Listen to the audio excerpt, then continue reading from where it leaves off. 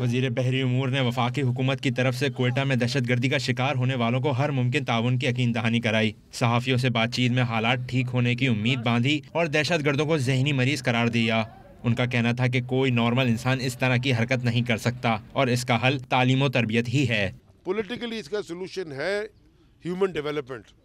जैसे कहते हैं कि डेवलपमेंट ऑफ द माइंड वो तालीम से आता है और उम्मीद के ऊपर आता है, क्योंकि अगर जब लाउमीदी हो जाए, नाउमीद हो जाती है कोई भी इंसान, फिर वो इस तरह की हरकतें करता है।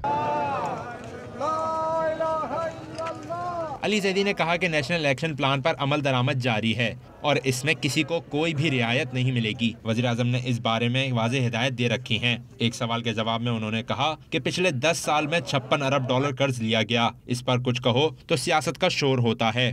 किधर गया वो पैसा? फिर हम सवाल उठाते हैं कि जनाब पैसा गया किधर? तो फाइल खोलो, नीचे एक अजदा मुंह खोल के खड़ा होता है, एनाकोंडा जिसे कहे, बड़ा वाला। तो पैसा वो हड़प कर गया।